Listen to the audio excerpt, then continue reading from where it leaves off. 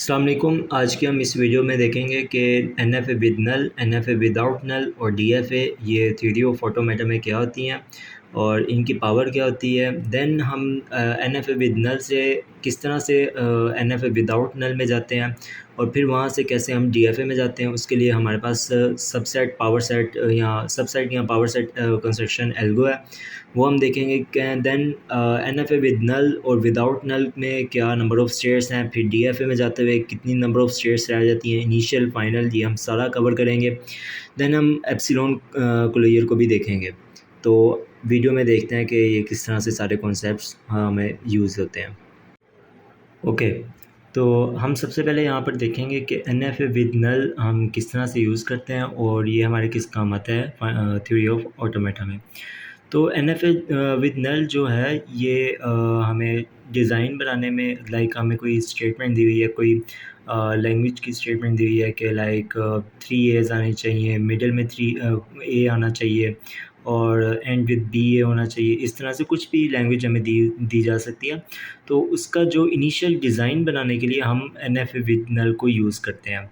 ठीक है, एक बार हमारे पास एन.एफ.ए विद नल यूज़ हो जाती है, देन हम क्या करते हैं, हम अपना एक बेसिक सा डिज़ाइन बनाते हैं जिसमें हम नल को यूज़ करते हैं। असल में नल इसलिए हम यूज़ करते हैं कि लाइक हम किसी एक स्टेट के ऊपर खड़े होकर बग़ैर किसी इनपुट के हम दूसरी स्टेट के ऊपर जा सकते हैं। तो ये इसका एक मेन मकसद है जो हम जिसके लिए हम एन.एफ.ए विद नल को यूज़ करते हैं। और फिर आगे जाके हम इसको कन्वर्ट करते हैं एन.एफ.ए विदाउट नल में और फिर हम कन्वर्ट करते हैं डी.एफ.ए में। आप डायरेक्ट एन.एफ.ए विद नल से डी.एफ.ए में भी कन्वर्ट कर सकते हैं, कोई ऐसा सच प्रॉब्लम नहीं होगी, लेकिन उसका स्टेप थोड़ा सा मुख्तलिफ होगा, वो भी मैं इस वीडियो में आगे डिस्कस करूँगा।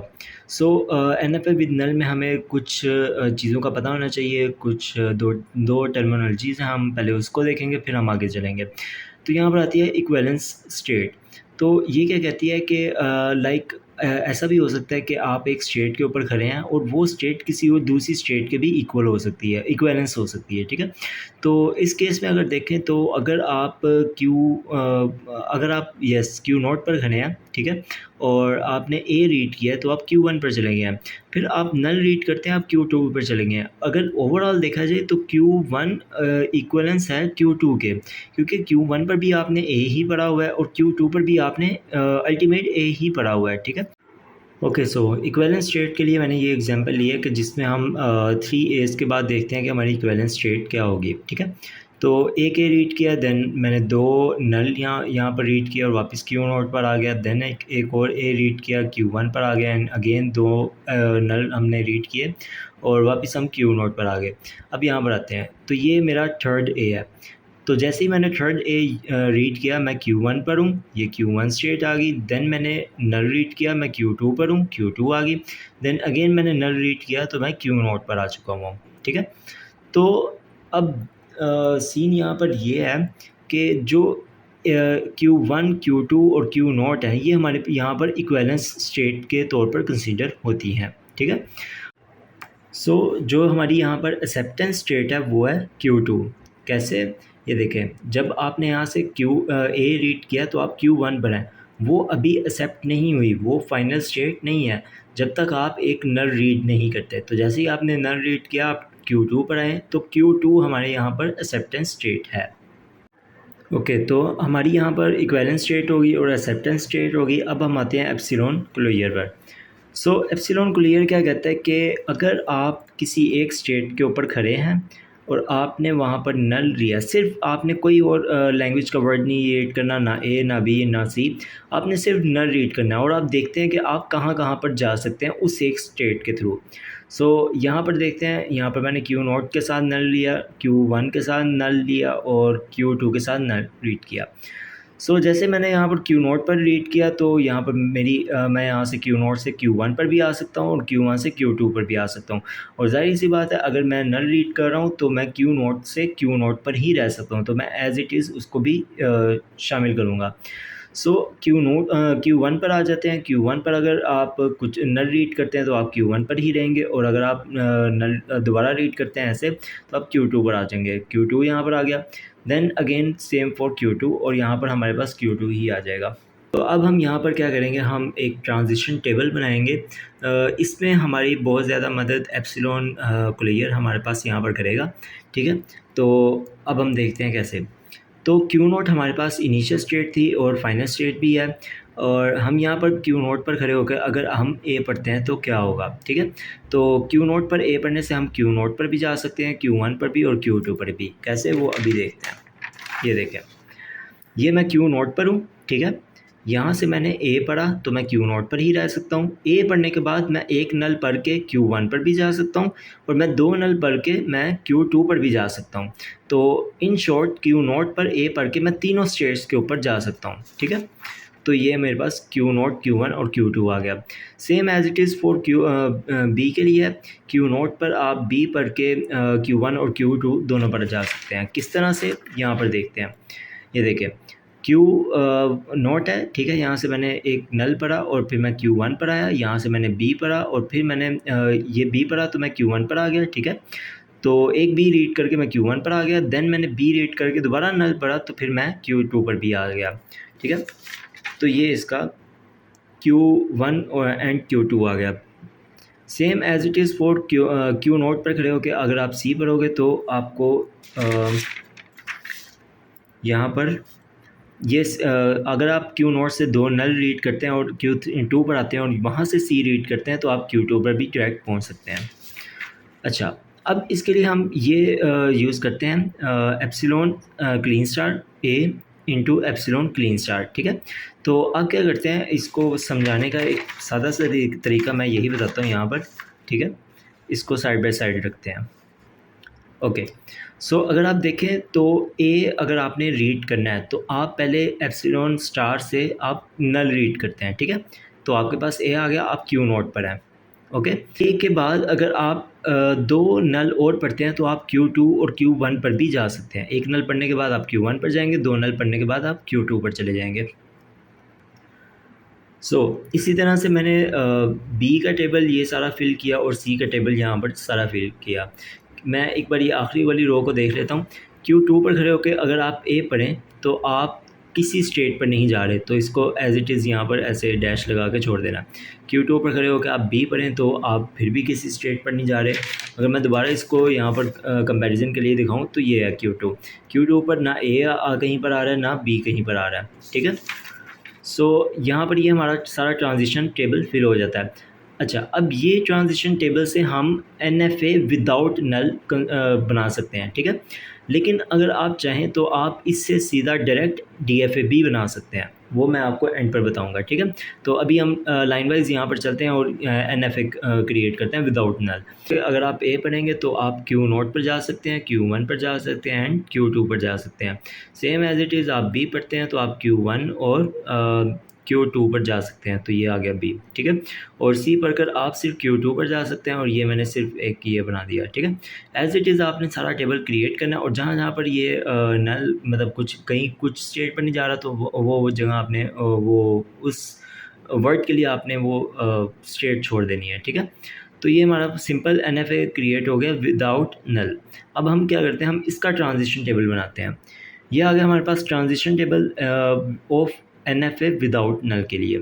तो सबसे पहले हम इनिशियल स्टेट को पकड़ते हैं, वहाँ पर उसको जी नोट का नाम देते हैं, ठीक है। क्यू नोट पर खड़े होकर आपने ए रीड किया, आपके पास Q naught, Q one, Q two आ गया, उसको मैंने जी1 का नाम दे दिया और उसको मैंने नीचे लिख दिया।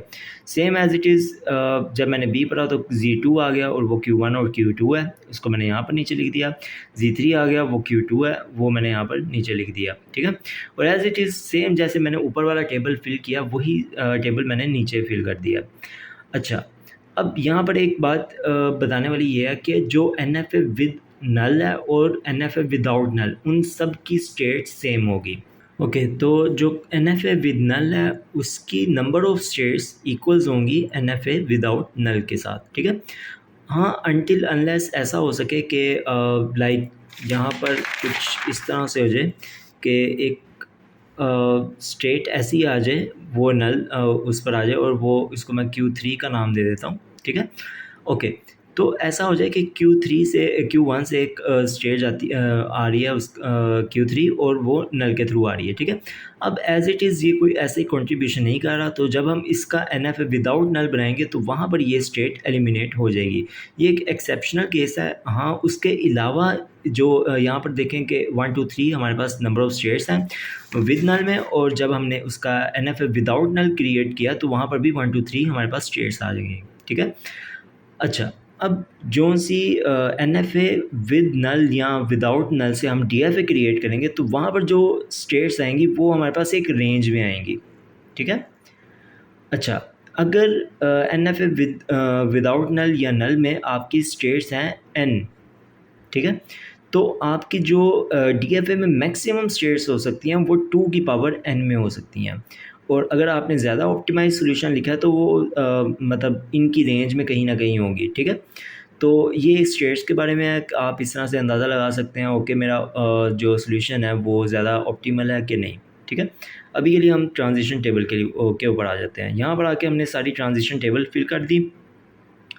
देन जो हमारे पास यहाँ पर स्टेट एक किसी वर्ड के ऊपर हमारे पास कोई स्टेट नहीं आ रही, उसको हमने सेम एज इट इज़ यहाँ पर इस तरह से छोड़ दिया।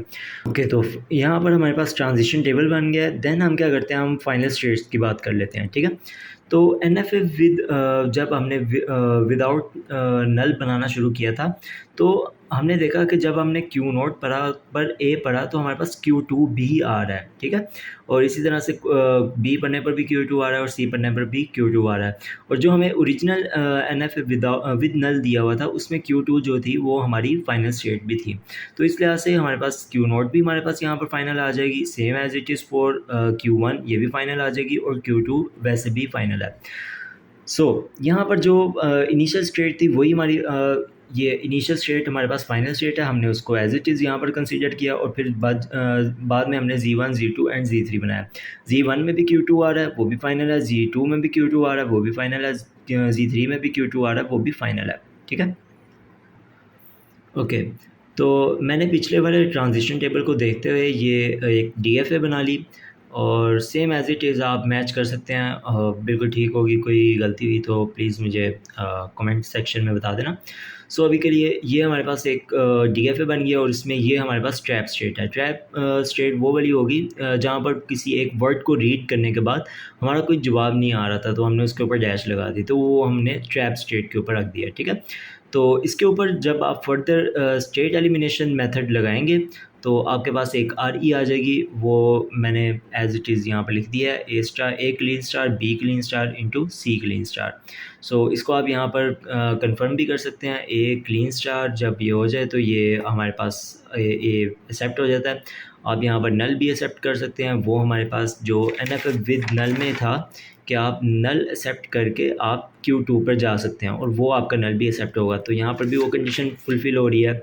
सो आप इसको स्टेट एलिमिनेशन करके पूरा मेथड करके आप इसकी RE भी निकाल सकते हैं। तो हमने एट द एंड देखा कि किस तरह से हमने NFA विद नल पढ़ा, NFA विदाउट नल पढ़ा, DFA पढ़ा और उनकी पावर के बारे में बताना भूल गया। हाँ, पावर क्या होती है कि how many length of string it creates, ठीक है। तो ये सबकी सेम ही होता है क्योंकि हमारे पास NFA विद नल हो, विदाउट नल हो, DFA हो, वो एक ही लैंग्वेज को रिप्रेजेंट कर रहे होते हैं, ठीक है। सो हमने NFA विद नल से विदाउट नल और वहाँ से DFA देखा, subset power set construction algo देखा, नंबर ऑफ़ स्टेट्स देख ली, उसके बाद हमने इनिशियल सेम वगैरह देख लिया, इनिशियल स्टेट कैसे हम फाइंड आउट करते हैं, देन एप्सिलॉन क्लियर हमने देख लिया।